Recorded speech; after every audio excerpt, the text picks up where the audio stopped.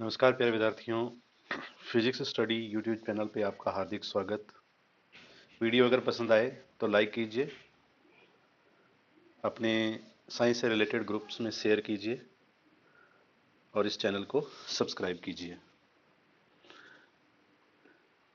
हम कर रहे हैं बेटा क्लास 12th फिजिक्स का चैप्टर नंबर 9, जो कि है ray optics and optical instruments. इसका आज हम लेक्चर नंबर फर्स्ट रिकॉर्ड करने जा रहे हैं। इससे आगे भी लेक्चर इसके कंटिन्यू रहेंगे। तो आज का हमारा फर्स्ट लेक्चर है बेटा, इंट्रोडक्शन ही है इसका। तो पहला इंसिडेंट जो है लाइट का, रिफ्लेक्शन ऑफ लाइट है। इसके बारे में हम बढ़िया से पढ़ेंगे। हमारे आसपास जो वस्तु हैं, ऑब्जेक्ट हैं, उनको देखने के लिए रिफ्लेक्शन ऑफ लाइट का यूज होता है। फिजिक्स जो हमारी यूज होती है वो रिफ्लेक्शन ऑफ लाइट यूज होता है। लाइट इंसिडेंट होती है ऑब्जेक्ट्स पे और ऑब्जेक्ट से लाइट रिफ्लेक्ट होकर हमारी आंखों पर आती है और ऑब्जेक्ट हमें दिखाई देता है बेटा। ठीक है, तो हम पहले बात करते हैं रिफ्लेक्शन ऑफ लाइट। लाइट रे क्या करती है बेटा? लाइट रे जो है ट्रेवल करती है, ट्रेवल करते हुए एक मीडियम से ट्रेवल करती है, ऑब्जेक्ट पर इंसिडेंट होती है, एक पॉइंट पे इंसिडेंट होती है। इस पॉइंट पर इंसिडेंट होने के बाद रिफ्लेक्ट होके या कोलाइड करके रिफ्लेक्ट होके उसी मीडियम में वापस चली जाती है। इस इंसिडेंट को क्या बोला जाता है बेटा? रिफ्लेक्शन ऑफ लाइट बोला जाता है। ठीक है, तो इधर ये डेफिनेशन है, the phenomena of light in which light change its path without changing its medium is known as reflection of light. तो देखो बेटा, लाइट जो है, लाइट का एक फिनोमिना है जिसमें लाइट क्या करती है, बिना अपना मीडियम चेंज किए। मीडियम चेंज होता है तो लाइट बेंड होती है, लेकिन अगर मीडियम भी नहीं बदल रहा है फिर भी लाइट बेंड हो रही है, तो उस इंसिडेंट को हम क्या बोलते हैं बेटा? रिफ्लेक्शन ऑफ लाइट बोलते हैं। एक बार और से, एक लाइट रे इंसिडेंट होती है किसी ऑब्जेक्ट पे, ऑब्जेक्ट से कोलाइड करती है और उसी मीडियम में वापस चली जाती है, तो इस इंसिडेंट को बोलते हैं बेटा रिफ्लेक्शन ऑफ लाइट। ठीक है, द ये जो डेफिनेशन है बढ़िया से आप देख लेना बेटा। इसके बाद में हम इसी से रिलेटेड कुछ और बातें करते हैं।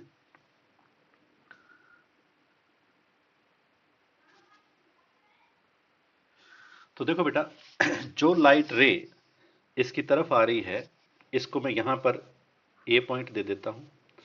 ये है बेटा एन, नॉर्मल है। ये है बी पॉइंट, ये है ओ पॉइंट।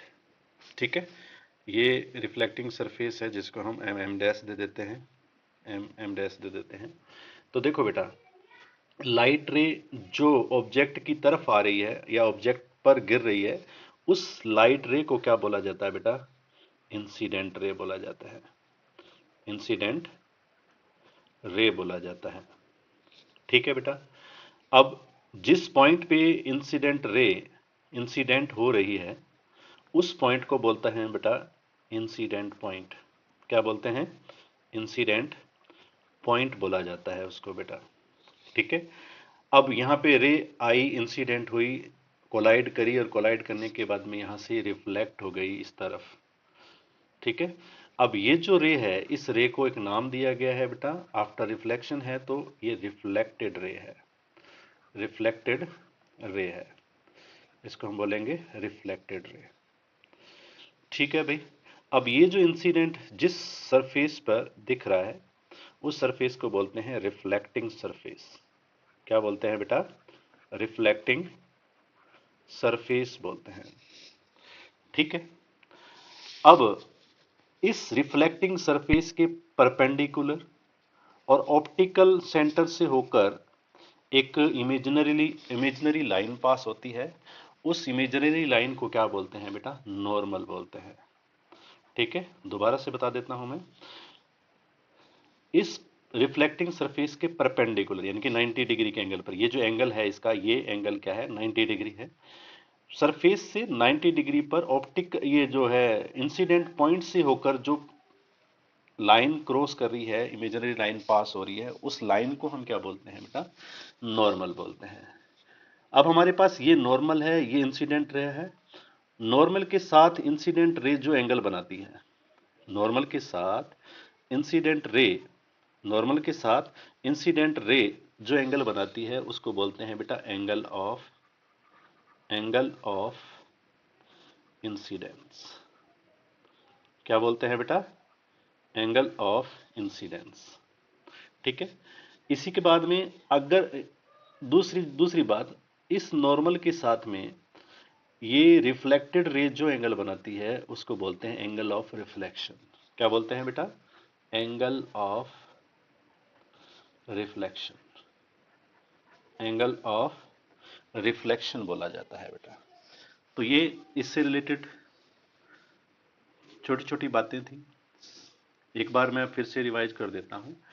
जो रे ऑब्जेक्ट की तरफ आ रही है उस रे को बोला जाता है बेटा इंसिडेंट रे। ठीक है। जिस पॉइंट पर रे इंसिडेंट हो रही है, ऑब्जेक्ट के जिस पॉइंट पर रे इंसिडेंट हो रही है उस पॉइंट को हम बोलते हैं इंसिडेंट पॉइंट। आफ्टर कोलिजन, जिस पाथ पर ये चल रही है इस रे को, आफ्टर रिफ्लेक्शन जो रे है हमारी, उस रे को हम क्या बोलते हैं? Reflected ray. ठीक है। अब इसके बाद में जिस पर ये इंसिडेंट हमें शो हो रहा है, जिस सरफेस पे इंसिडेंट शो हो रहा है, उस सरफेस को क्या बोलते हैं बेटा? रिफ्लेक्टिंग सरफेस बोलते हैं। अब ये जो नॉर्मल है इसके लिए क्या कहेंगे कि जो सरफेस है रिफ्लेक्टिंग सरफेस के परपेंडिकुलर, और ये जो ये हमारा इंसिडेंट पॉइंट है, इससे होकर जो इमेजिनरी लाइन पास होती है उस लाइन को हम क्या बोलते हैं? नॉर्मल बोलते हैं। अब नॉर्मल दोनों रेज के साथ में एंगल बनाता है। जो एंगल इसने इंसिडेंट रे के साथ बनाया उसको हम बोलते हैं एंगल ऑफ इंसिडेंट, और इसको आई से डिनोट किया जाता है बेटा।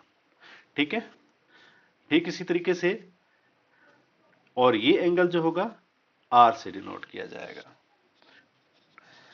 इसके बाद में हम आगे चलते हैं बेटा, हम बात करते हैं टाइप्स ऑफ रिफ्लेक्शन की। टाइप्स ऑफ रिफ्लेक्शन, तो देखो बेटा दो टाइप है रिफ्लेक्शन के, एक तो है रेगुलर और दूसरा है इरेगुलर। रेगुलर रिफ्लेक्शन, दूसरा इरेगुलर रिफ्लेक्शन। हम पहले बात करेंगे बेटा रेगुलर रिफ्लेक्शन। ये जो डायग्राम हमें दिख रहा है ये रेगुलर रिफ्लेक्शन का डायग्राम है। तो देखो बेटा रेगुलर रिफ्लेक्शन में क्या होता है, रे जो इंसिडेंट हो रही हैं वो एक दूसरे के पैरेलल हैं और जो रिफ्लेक्ट हो रही हैं वो भी पैरेलल हैं। ऐसा जिस रिफ्लेक्शन ऑफ लाइट में होता है, जिस टाइप के रिफ्लेक्शन में होता है, उस टाइप के रिफ्लेक्शन को क्या बोला जाता है? रेगुलर रिफ्लेक्शन बोला जाता है।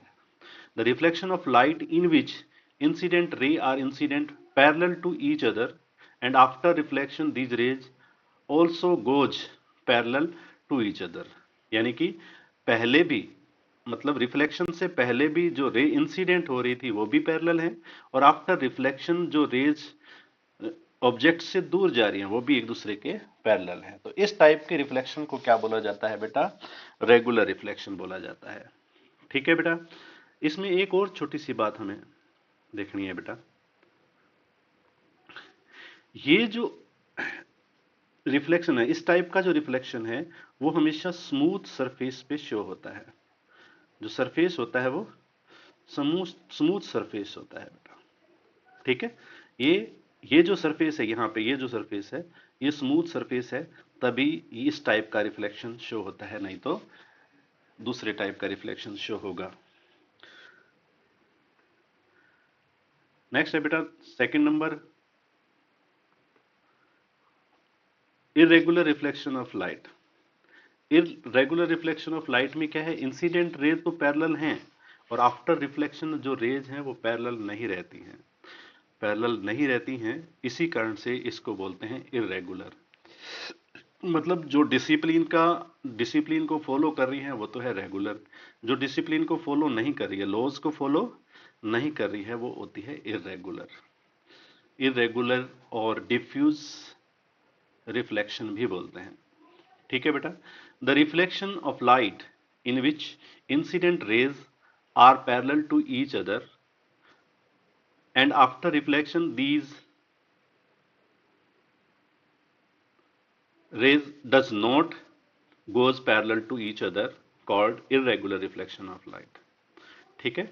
तो इस टाइप का जब इंसिडेंट होने से पहले, मतलब इंसिडेंट होते वक्त सारी रेज क्या थी, पैरेलल थी। आफ्टर रिफ्लेक्शन अगर ये पैरेलल नहीं रहती हैं तो इस टाइप के रिफ्लेक्शन को हम क्या बोलते हैं बेटा, इर्रेगुलर रिफ्लेक्शन ऑफ लाइट बोलते हैं।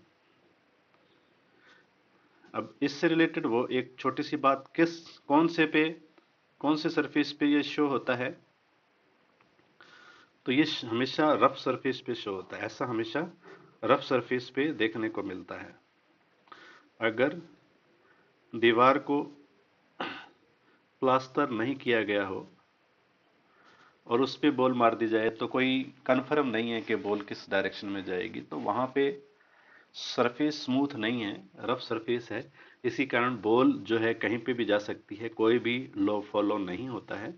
इसलिए इसको हम बोलते हैं इर्रेगुलर रिफ्लेक्शन। अगर उसी दीवार पे अगर प्लास्टर कर दिया जाए और बॉल को फेंका जाए तो हमें फिक्स कर सकते हैं कि बॉल किस तरफ जाएगी।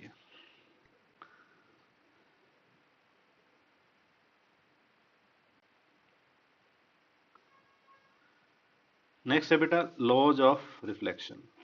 तो हमने बात करी थी पिछले लेक्चर को हल इसी में बात करी थी पिछले डायग्राम में, और वही डायग्राम है सेम टू सेम बेटा, ठीक है, वही डायग्राम है। और इसको हमने बोला था बेटा ये क्या थी, इंसिडेंट रे। क्या थी, इंसिडेंट रे। मैं फटाफट लिख देता हूं, ये है बेटा रिफ्लेक्टेड रे, रिफ्लेक्टेड रे, ठीक है। ये था रिफ्लेक्टिंग सरफेस, रिफ्लेक्टिंग सरफेस, ठीक है बेटा। ये इंसिडेंट पॉइंट था, इंसिडेंट पॉइंट, ठीक है। ये ये था बेटा नॉर्मल। क्या था ये, नॉर्मल। ये एंगल था एंगल ऑफ इंसिडेंट जिसको हम आई से डिनोट करेंगे, और ये एंगल ऑफ रिफ्लेक्शन जिसको हम आर से डिनोट करेंगे, ठीक है। अब इसी डायग्राम पे बेस्ड है दोनों जो लॉ है, ठीक है। टोटल दो लॉ हैं बेटा। पहले लॉ की बात करते हैं तो कहते हैं कि अगर रिफ्लेक्शन की बात करें तो हमेशा angle of incident is always equal to angle of incidence is always equal to the angle of reflection। 2 minute रुको।